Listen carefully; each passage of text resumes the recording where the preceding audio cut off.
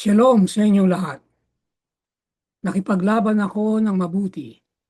Natapos ko ang aking takbuhin. Nanatili ako sa pananampalataya. 2 Timoteo 4:7. Welcome po sa Good and Faithful Channel dito sa YouTube. Dalangin kong maging pagpapala ito sa iyo tuwing ikaw ay magbubukas at manunod. Ang pangunahing mapapanood mo ay ang pagtatalakay ng lingguhang pag-aaral ng salita ng Diyos. Paminsan-minsan ay madaragdagan ito ng mga pag-aaral sa ibang paksa tungkol sa pagiging katiwala ng Diyos. Nagpasya kang paglingkuran ang Diyos. Seryoso? Mga leksyon ng panampalataya mula kay Josue. Bago tayo pumalaot ay manalangin muna tayo. Ama namin, sa ngalan ni Jesus, ang aming Panginoon, pakinggan mo, O Panginoon, ang aming dalangin. Iyong dinggin ang aming mga daing sa iyong katapatan, sa iyong katwiran, kami iyong sagutin. Turuan mo kaming gawin ang iyong kalooban sapagkat ang aming Diyos ay ikaw. Akayin nawa kami ng iyong mabuting espiritu sa landas na pantay. Amen. Nasa huling diksyon na tayo. Piliin sa araw na ito. Ang ating susing talata ay Josue 24:15. Ngayon kung ayaw ninyong maglingkod sa Panginoon, ay piliin ninyo sa araw na ito kung sino ang inyong paglilingkuran. Ngunit sa ganang akin at sa aking sambayan, kami ay maglilingkod sa Panginoon. Malapit na si Josue sa wakas ng kanyang buhay. Walang kalapit na nasa abot tanaw. Ang pagpapanibago ng tipan ay isang paalaala sa mga Israelita na ang kanilang hari ay si Yahweh mismo at na kung manatili silang tapat sa Kanya ay tatamasahin nila ang Kanyang pag-iingat. Hindi kinakailangan ng Israel ang isang taong hari. Bilang isang teokratikong bansa, ibig sabihin ay ang Diyos ang naghahari. Kailangang panatilihin nila sa isip na ang nag-iisang hari nila ay ang Panginoon. Tatlong paghahati muli. Una, nagsalita si Josue para sa Diyos sa huling pagkakataon. Ikalawa, isang apila, isang tugon, isang babala. At ikatlo, nakipagbaka ng mabuting paipagbaka. Doon sa una, ang tatalakay natin ay naroon kayo. Sa ikalawa ay tatlo ang tatalakayin. Sa katapatan at sa katotohanan, malaya upang maglingkod, mga panganib ng idolatriya. At sa huli ay titingnan natin ang nagtatapos ng maayos. Yung unang pagkahati. Nagsalita si Josue para sa Diyos sa huling pagkakataon. Josue 24:1-2. Tinipon ni Josue ang lahat ng mga lipi ng Israel sa Shechem at tinawag ang matatanda ng Israel at ang kanilang mga pinuno, mga hukom, mga tagapamahala at sila'y humarap sa Diyos. Sinabi ni Josue sa buong bayan, ganito ang sabi ng Panginoon ng Diyos ng Israel. At marami na siyang mga sinabit paliwanag na sumunod dito. Ang pagpapanibago ng tipan sa Shechem. Ang Shechem ay ang lugar kung saan nagtayo si Abraham ng isang altar pagdating niya sa lupain at kung saan unang ibinigay ng Diyos sa kanya ang pangako ng lupain. Kaya ang Shechem ay isa sa napakahalagang lugar sa banal na kasulatan. Pirmi nating mababasa ito. Maraming mga mahalagang pangyayari sa Biblia sa lugar na ito. Ngayon, nang ang mga pangakong naibigay kay Abraham ay natupad na, ito yung panahon ni Josue. Muling inulit ng Israel ang tipan sa Diyos sa pinakalugar kung saan ang unang pangako ay naibigay. Ginugunita ng apela ni Josue ang mga salita ni Jacob na kung gayon ay alisin ninyo ang ibang mga Diyos na nasa gitna ninyo. Ang kinaroroonan ng pangyayari sa at ito mismo ay naghahatid ng panawagan upang magpakita ng hindi nahahating katapatan sa Panginoon.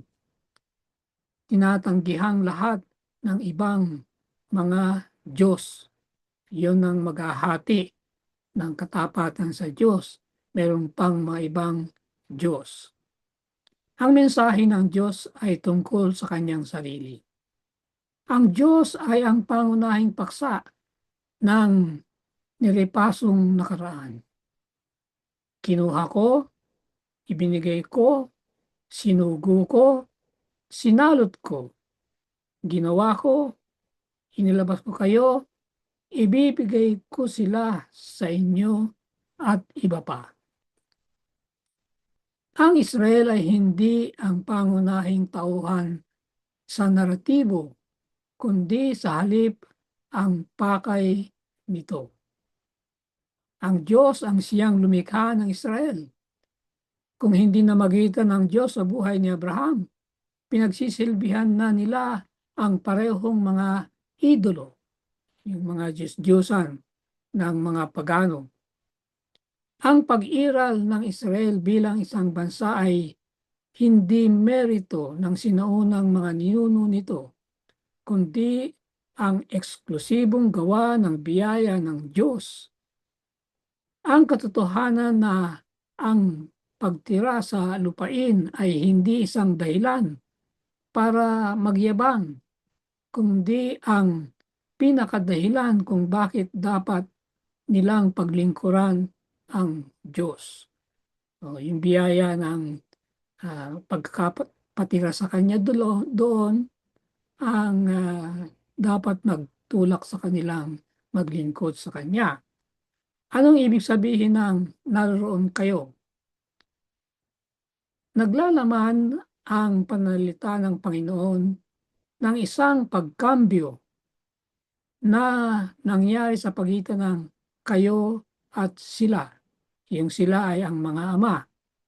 Ang mga ama at itong henerasyon sa Shechem ay tinatrato bilang isa.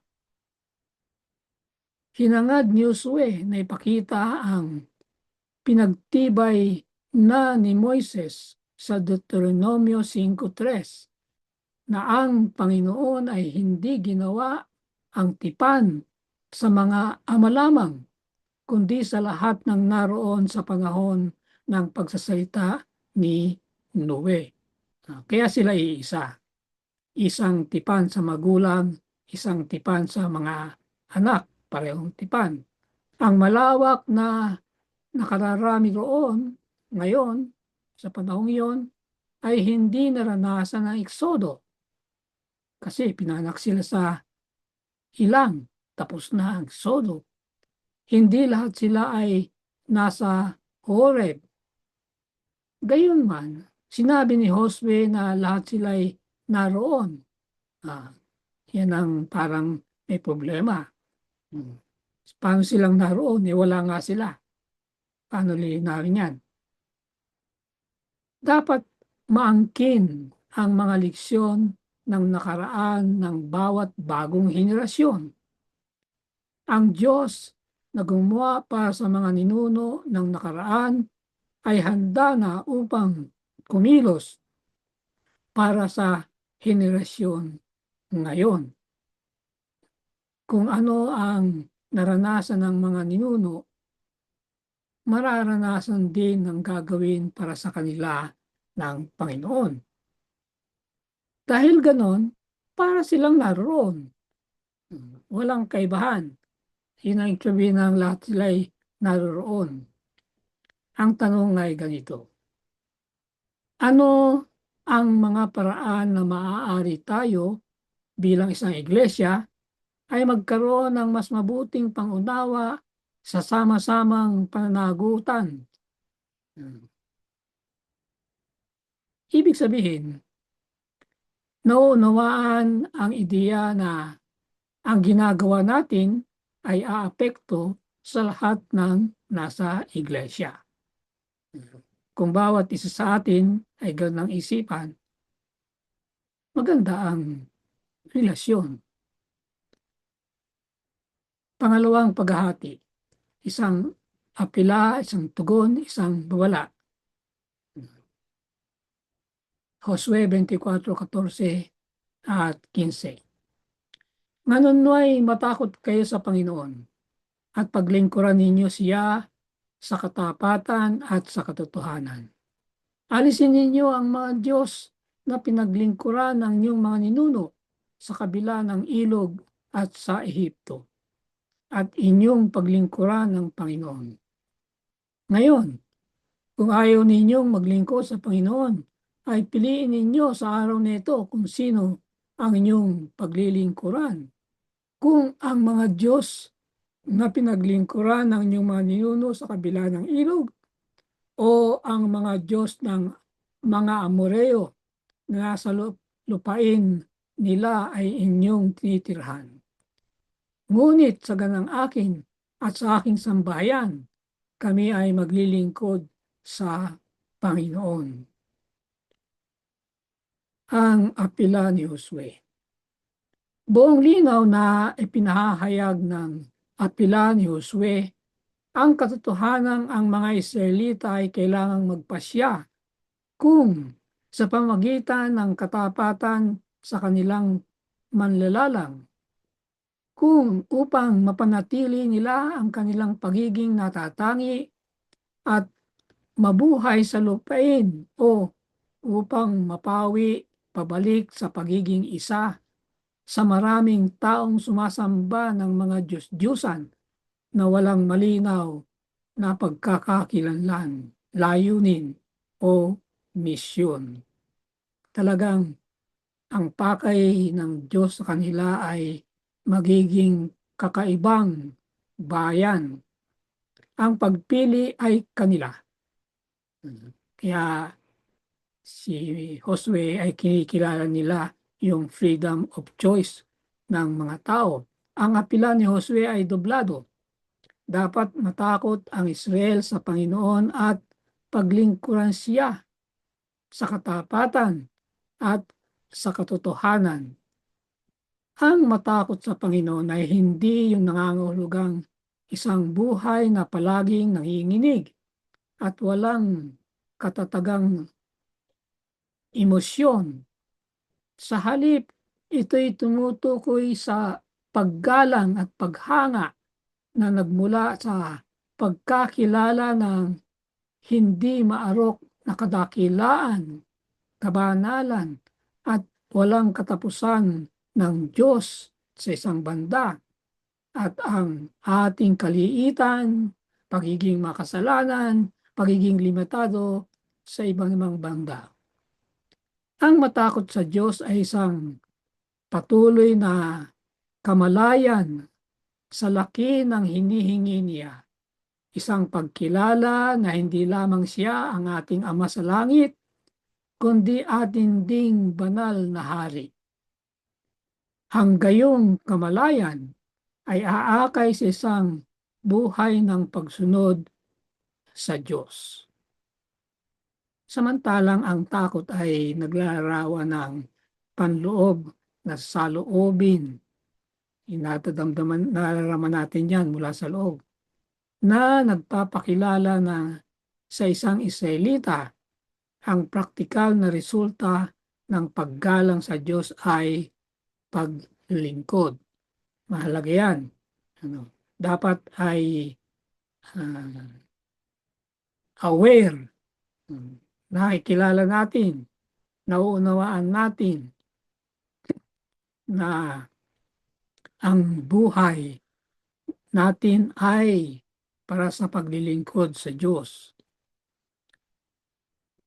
Nililinaw ang paglilingkod.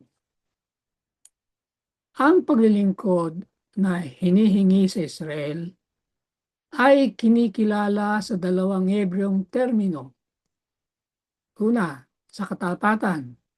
Ikalawa, sa katotohanan. Ang unang termino, tamim, ay karamihang ginagamit bilang isang pang-uri upang ilarawan ang kasakdalan ng haing hayop. Kaya nga yung mga haing hayop ay walang diferensya. Pag may diferensya, tatanggihan ng Panginoon. Ang pangalawang termino ay naglalarawan sa paglilingkod ng Israel ay katotohanan o katapatan, Hebreong emet. Ang termino sa pangkahalatan ay nagpapahiwatig ng pagkamatatag at hindi natitinag. Ito'y karaniwang tumutukoy sa Diyos, yung dalawang katotohanan at faithfulness. Nasa karakter niyan at katutubong kinikilalang katapatan na ipinamamalas sa Israel. Hindi lang niya likas yan, pinamalas niya. Isang buhay ng paglilingkod. Sabihin, ang paglilingkod sa Diyos ay habang ikaw ay buhay. Walang retirement. Ang isang tapat na tao ay isang tao na maaasahan at mapagkakatiwalaan. Hinihingi ni Josue na ipakita ng Israel ang katulad na katapatan sa Diyos na ipinakita ng Diyos sa kanyang bayan sa takbo ng kanilang kasaysayan. Kitang-kita nga naman ang pagkitungo ng Diyos sa kanila. Siya ay tapat sa kanyang mga salita. Hindi sa sinungaling, nakita natin yan ng nakaraang leksyon. Ito'y hindi lamang panlabas na pagtupad sa kanyang mga hinihiling, kundi kung ano ang bumubukal mula sa isang hindi nahahating panloob na pagiging regular ng puso. Dapat salaminin ng kanilang buhay ang pagpapasalamat sa Diyos sa nagawa niya para sa kanila.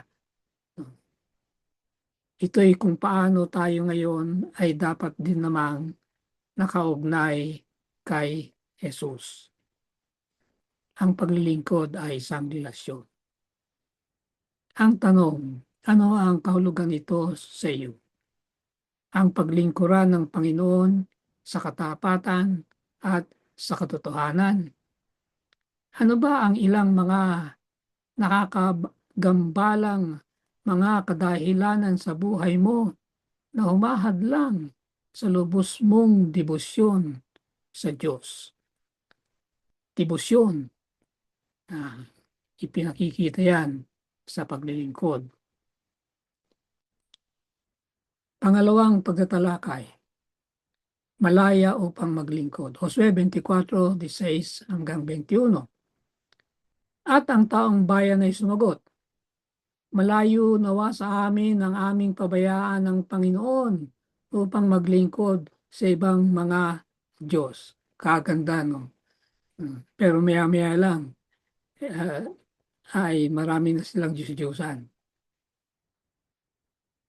Sapagkat ang Panginoon nating Diyos ang nagdala sa atin at sa ating mga ninuno mula sa lupay ng Ehipto, papalabas sa bahay ng pagkaalipin, at siyang gumawa ng mga dakilang tandang iyon sa ating paningin.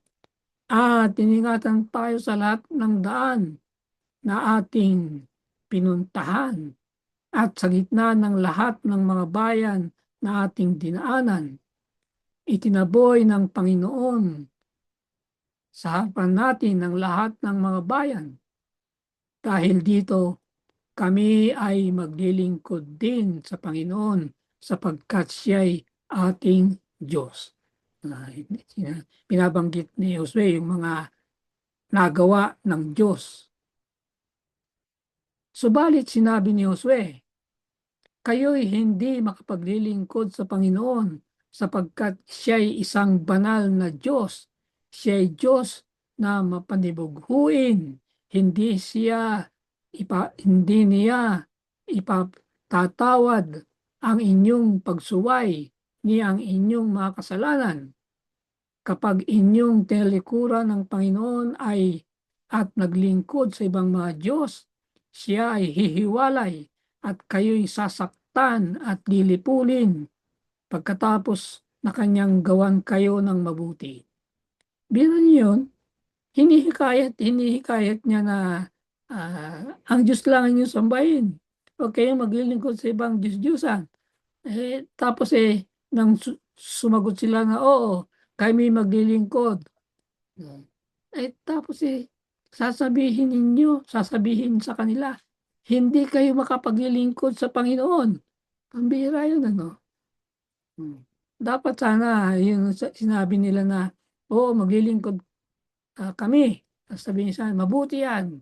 Pagpalain kayo sa inyong desisyon. Hindi merong ibig sabihin yan, yung ginawa niyang yun. Kaya niya ginawa yun, meron siyang pakay. At sinabi ng bayan kay Josue, hindi, kundi kami ay maglilingkod sa Panginoon. Yan ang tugon nila rin sa kanyang babala. Ang kahulugan ng pumili. Bilang isang tunay na tapat na leader, iginagalang ni Josue ang malayang kalooban ng kanyang bayan at nagnanais na maglilingkod ang Israel sa Panginoon mula sa malayang pagpili sa halip na pamimilit. Mahirap yung naglilingkod na napilitan dahil sa takot. Mahirap yun. Dapat ay nanggagaling sa puso. Yan ang eksaktong punto na ginawa ng sinasadyang paggamit ng pandiwang pinili. Yun ang malalim na kahulugan ng pumili sa ibang mga sipi bahar. Upang pumili ay inilarawan ang paghirang ng Israel ni Yahweh. Nung piliin niya ng Diyos ang Israel, ginamit niya yung salitang bahar. At yung salita rin na yun, ang uri ng pagpiling dapat gawin ng Israel. Ang Israel ay malaya na sabihing hindi kay Yahweh pagkatapos ng kanilang banal na paghirang. Subalit, yan ay magiging walang kwenta at walang katotohanan. Maaaring sabihin ng Israel, oo, sa Diyos at magpatuloy na mabuhay o maaari nilang talikuran siya at tumigil na umiral. Maaaring buhay pa sila. Pero sapagkat sira ang relasyon, patay sa espiritual. Ang sagot ni Josue sa tugon ng Israel. Sa walang pasubalit positibong sagot nila, kinilala ng mga Israelita na ang Diyos ng mga patriarka at ng kanilang mga ama ay ngayon din ating Diyos. Hindi lang Diyos ng mga ninuno nila. Sila man, aming Diyos din. Nahanda sila upang magsilbi na may hindi nahahating katapatan. Pangalawang pagbanggito, ang ating paglilingkod sa Diyos ay dapat walang kahati. Sabihin yun. Pagkatapos ng gayong isang hindi mapag-aalinlangan ng afirmasyon ng kanilang katapatan, Aasahan natin ang mga salita ng afirmasyon at pagpapatibay loob mula kay Moises, kay Josue. Yun ang nabanggit ko kanina. Yung positibong tugon nila dapat ay pagtitibayin ni Josue. Ano? Gayunman, sabi dito, hindi ito ang kaso, hindi nangyari yun. Ang pag-uusap sa pagitan ni Josue at ang bayan ay kumuha ng isang radikal na pagpihit kung saan gumaganap si Josue ng isang papel ng isang kumokontra sa popular na issue para mapag-usapan. Ito yung devil's advocate. Wala kasing translation yan eh. Literal, merong pwedeng literal. Pero ang ibig sabihin ng devil's advocate, parang halimbawa may nagdidebate. Merong papasok, ganyan. At magtatanong siya, maring negatibo, ganon. Devil's advocate ang tawag dyan.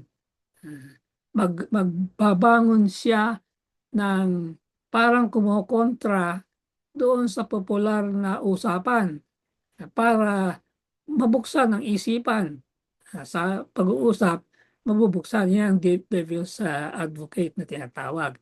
Kaya hindi ko tinranslate yan, binigay ko yung kahulugan. Yung papel ng isang kumukontra sa popular na issue para mapag-usapan. Meron siyang gustong ipasok na idea na pag nahagip nila, ay makakatulong sa usapan. Yan ang devil's advocate. Pumihit siya mula sa pagsasalita tungkol sa magiliw na kalinga ng Diyos sa nakaraan upang bantaan ang mga Israelita kasama ng isang larawan ng isang Diyos na hindi madaling pagsilbihan. Yung sinasabi na, magsisilbi kami, parang napakadaling sabihin yan. Yan ang sinasabi niya. Ang madahilan sa likod ng tugon ni Josue. Nalalaman ni Josue ang kawalang tatag ng unang henerasyon, yung mga magulang nila. Nakita ni Josue yan sa 40 taon ng kanilang paglilibot sa ilang. Walang katatagan na nangakong sundin ng Diyos na sa katulad na termino, gayunman ay nakalimutan ang kanilang mga pangako samantalang ang mga salita nila ay nasa kanilang mga labi pa. Kasasabi nila tapos sabi ni Josue. Sa gayon, sa pamagitan ng retorika, nais ni Josue na gawing may kamalayan ang mga Israelita ng ilang mga bagay. Una, ang kapasyahan na ang pagsilbi sa Diyos ay isang seryosong bagay. Hindi basta-bastang bagay ang maglingkod sa Diyos. Ito'y kinakailangang hubugin ang buong bansa ayon sa kapahayagan ng Diyos. Ang mga pagpapala ng pagtugi sa mithiing yun ay maliwanag. Subalit, ang mga kahihinatnan ng pagsuway ay kinakailangan ding lubos na maunawaan. Kaya nga seryoso ang usapan. Hindi basta-basta nagsasabi na susunod, maglilingkod, na bukang bibig lang. Yan ang tinatarget ni Josue. Ang kapatawaran ng mga kasalanan ay hindi maikakait na karapatan ng sangkatauhan, kundi isang himala ng biyaya ng Diyos. Totoo na ang Diyos ay magpapatawad. Handa siyang magpatawad at madaling magpatawad sapagkat iyan ang pangangailangan ng taong nagkasala. Ngunit hindi nating karapatan yan. Wala tayong karapatan sa bagay na yan. Yan ay biyaya ng Diyos. Ibinibigay sa atin na hindi mga karapat-dapat na patawarin. Pangalawa, ang kapasyahan ng may salita na paglingkuran ng Diyos ay kinakailang maging sarili nilang kapasyahan, hindi isang bagay na ginigiit ng isang leader kahit pa si Josue. Bubukal yan, yung kapasyahan yan. Hindi sapagkat natatakot sila kay Josue. Pangatlo, kinakailang matanto ng Israel na hindi makapaglilingkod ang tao sa Diyos sa kanilang sariling lakas. Makasalanan eh.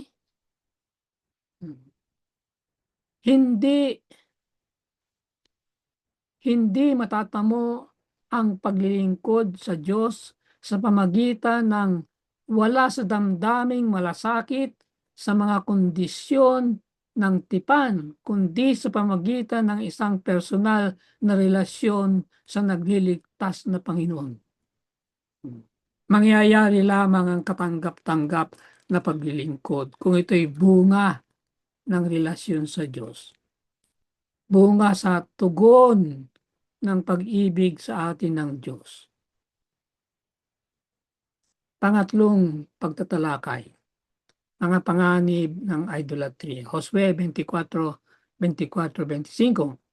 At sinabi ng bayan kay Josue, ang Panginoon nating Diyos ay aming paglilingkuran at ang kanyang tinig ay aming susundin. Kaya't nakipagtipan si Josue sa bayan ng araw na yon at gumawa ng mga tuntunin at batas para sa kanila sa Shechem. Pagtitibayin ni Moses yung kanilang desisyon, ni Josue. Yun ang kanyang gagawin ngayon. Paano niya gagawin yan? Ang kahulugan ng ikiling ang puso. Yan ang kailangan, ikikiling ang puso. Ang banta ng idolatria ay isang theoretical na bagay. Kanina, sa kapatagan ng Moab, sa katulad na konteksto, humingi si Moses ng katulad na desisyon. Nandiyan ang talata. Ang nakikitang mga Diyos ngayon ay hindi ang mga Diyos sa Ehipto o yung nasa kabila ng ilog, kundi masusumpungan ang mga ito sa gitna nila. Yan ang malaking panganib. Hawak na nila ang mga Diyos-Diyusan. Naalala ko yung nung tumakas si Jacob, dala yung kanyang mga pamilya. Yung asawa niya, yung mahal niya sa apat, kinuha yung Diyos-Diyusan ng kanyang tatay. Di nung malaman ng father-in-law na tumakas sila, hinabol sila. Kayang habulin kasi mabagal lang pag maraming mga hayop, maraming mga bata. Hinabol sila. Alam na pati nung father-in-law na isa sa mga idols. Wala. Sabi niya, nagalit siya. Bakit pati yung aking idol ay kinuha ninyo? Ay di, tanggi. Sabi ni Jacob, sige, maghanap kayo kung sino ang makukuhanan ninyo, patayin. Sabi niya ganun. Ang lakas ng loob niya, hindi niya alam na yung kanyang isang misis ang kumuha. Nung nagsasaliksik na sila, ang ginawa nung asawa ni Jacob ay inupuan. Nasa kameli siya, inupuan niya yung Diyos-Diyusan. At nang dumating na yung tatay niya, sabi niya, tatay, pasensya na kayo, hindi ako makatayo kasi nasa buwanan ako. Hindi nakita yung idol. So, meron sila sa bahay. Yan ang sitwasyon. Nasa gitna nila, nasa mga bahay. Nako. Kaya, nakikiusap si Josue sa kanyang bayan na ikiling ang kanyang mga puso sa Panginoon. may kahati, mga Diyos-Diyosan. Ang Hebreong nata ay nangangulugang upang banatin, upang yumuko. Naglalarawan ito na isang Diyos na inaasahang yumuko at makinig sa mga panalangin, at ito rin ang saloobing hinihingi sa Israel maya-maya ng ang mga propeta, si Isaiah, si Jeremias. Ginamit ito upang ipahiwatig ang pagtalikod ni Solomon nang ikiling ang kanyang puso tungo sa mga dayuhang Diyos, mga daladalayan ng mga asawa niyang foreigner. Tinala nila yung kanilang mga Diyos-Diyosan. At kung minsan, sasabihin ng kanyang mga asawa, sasamba ako ngayon sa aking Diyos, samahan mo ako. Yun, samahan niya. Nakikisamba-samba na rin siya. Yun ang problema. Ang makasalanang puso ng tao ay walang natural na hilig upang yumukod at makinig sa tinig ng Diyos. Nangangailangan ito ng may malay na mga kapasyahan sa ating bahagi na ikiling ito tungo sa pagtupad sa kalooban ng Diyos. Ang relasyong aspeto ng pagsunod. Ito'y napakaganda rin. Literal na mababasa ang sagot ng mga Israelita. Makikinig kami sa kanyang tinig. Itong pagpapahayag ay nagdiriin sa relasyong aspeto ng pagsunod. Tandaan natin ito, mga kapatid. Pag may diferensya ang ating relasyon sa Diyos, walang pagsunod na tatanggapin. Isang ebidensya ng relasyon at malaking ebidensya ng relasyon ay ang pagsunod. Isang mahalagang isipan yan sa leksyong ito. Hindi hinihingi sa Israel na regular na sumunod sa walang buhay na mga patakaran. Mga lifeless na patakaran. Hindi. Ang tipan ay tungkol sa isang buhay na relasyon sa Panginoon na hindi lubos na may papahayag ng mga regulasyon lamang. Hindi pwedeng rules, kundi isang kapasyahan. Ang relihiyon ng Israel ay hindi nilayon na maging legalistiko. Sa halip, ito'y magiging isang patuloy na pag-uusap sa pananampalataya at pag-ibig kasama ng isang banal at maawaing tagapagligtas. Walang nakitang aktualisasyon ng mga pangako. Ibig sabihin, yung mga pangako nila napako. Walang aktwal na nakita dun sa mga pangako, pagkatupad ng pangako.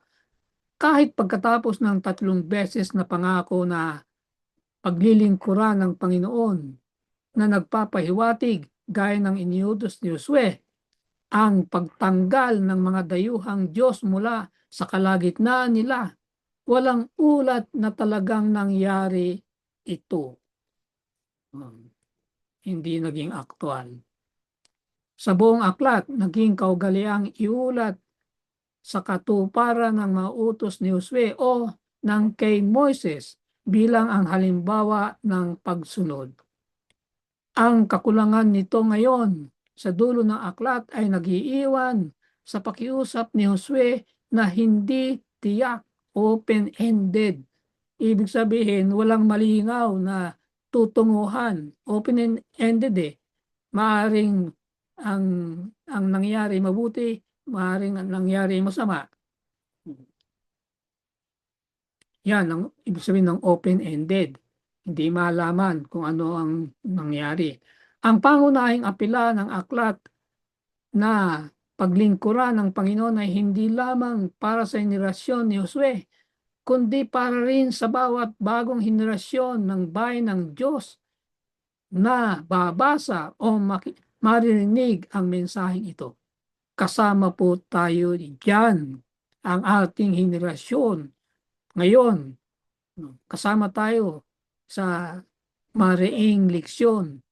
Ngayon, yung panawagan ni Josue patungkol din sa atin. Gaano kadalas na nangangako tayo sa Panginoon na gagawin natin ang isang bagay, ngunit hindi nagagawa.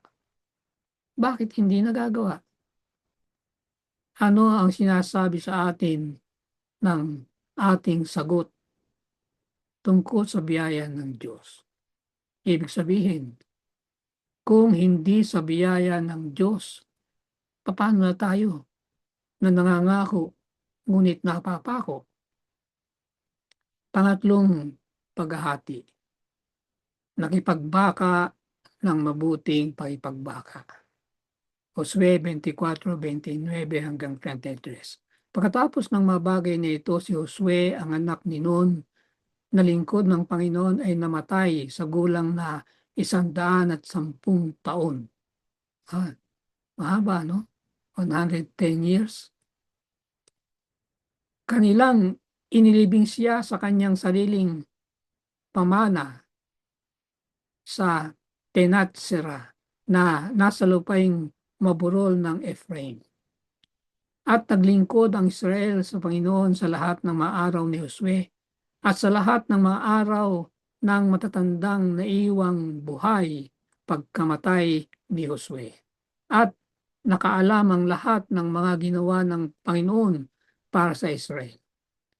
Ang mga buto ni Jose na dinala ng mga anak ni Israel mula sa Ehipto ay inilibing nila sa Shechem, sa bahagi ng lupang binili ni Jacob sa mga anak ni Hamor, ay naging pamana ng mga anak ni Jose. Namatay si Eleazar na anak ni Aaron at kanilang inilibing siya sa Gibea, ang bayan ni Phinehas na kanyang anak. So may tatlong paglilibing dito. Yung paglilibing ng buto ni Jose ay bilin niyan na na may premonition si Jose na balang araw ay lalabas sa Ehipto ang Israel. Kaya sinabi niya na huwag niyong kalimutan na dalhin ang aking mga buto. Natupad ang pangako sa mga patriarka sa magkakasamang pagsalaysay ng libing ni Josue, ang libing ni Eleazar at ang libing ng mabuti ni Jose. Lumilikha ang may akda ng isang paghahambing sa pagitan ng buhay sa labas ng lupain at ang pasimula ng buhay sa lupain. Wala nang pangangailangan ng paggala pa. Ang makakalupang labi ng mga leader ay hindi na kinakailangang dala-dala kasama nila. Iyan ang pagbabago. Inilibing ng mga patriarka ang kanilang mga kamag-anak sa isang kuweba, sa isang lote na binili sa Shechem.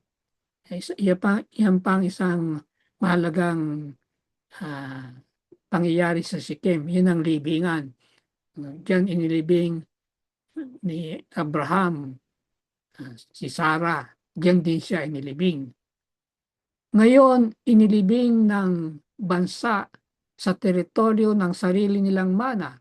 Kaya mayroong isang kaisipan na ng pamamalagi. Wala nang dahilan na paalis-alis sila, dala-dala nila. Permanente na. Nagpapakita na permanente rin sila doon sa lugar na yun. Kaya napahalaga yung salitang permanence. Ang naibigay na mga pangako sa mga patriarka ay natupad. Binubuo ang katapatan ni Yahweh, ang hibla ng kasaysayan na nag-uugnay sa salinlahi ng Israel sa kasalukuyan at sa hinaharap nito. Isang henerasyong malayo mula sa pagkalipol. Samantalang ang tumatapos na mga para po ng aklat ay iniuugnay ang buong naratibo sa isang mas malaking kwento sa nakaraan. Binubuksan din ng maito ang daan para sa hinaharap, isang henerasyong malayo mula sa pagkalipol. Sa katunayan, ang iglesia ay laging isang henerasyong malayo mula sa pagkalipol at gayon din ang bayan ng Diyos sa lumang tipan, kung saan nakasalalay ang hinaharap. Dumating na sa isang wakas ang isang dakilang kapitulo sa kasaysayan ng Israel. Nakadepende ang kinabukasan nito sa kung ano ang uri ng mga sagot na ibibigay nito sa maraming mga katanungan na may kinalaman sa hinaharap. Ano yung mga tanong ngayon? Magiging tapat ba ang Israel sa Panginoon? May pagpapatuloy ba nila ang hindi natapos na gawain ng pagmamay-ari sa buong lupain? Pirming naulit ito. Meron pa silang dapat kubkubin. Ilang beses na lumilitaw yan sa ating leksyon. Hindi nila buong-buong nasakop ang Kanaan. Makakapit kaya sila kay Yahweh at hindi mapupulupot sa pagsamba sa Diyos-Diyusan? Isang henerasyon sa ilalim ni Josue ay naging tapat sa Panginoon, subalit mapapanatili kaya ng pagsunod ng susunod na henerasyon ang katulad na espiritual na direksyon na nasubaybayan ng dakilang leader na ito? Bawat sunod-sunod na henerasyon ng bayan ng Diyos, binabasa ang aklat ni Josue, ay kinakailangang harapin ang parehong mga tanong, yung kanina. Nakadepende ang kanilang tagumpay sa likas na ibibigay nilang mga sagot sa kanilang araw-araw na buhay at kung paano umuugnay sila sa mga katotohanang minana nila. Yan ay para sa atin din ngayon. Yung mga katanungan ngayon. Si Josue, gaya ni Pablo, ay nakipaglaban ng mabuting pakikipaglaban. 2 Timoteo 4:7. Ang tanong ay, anong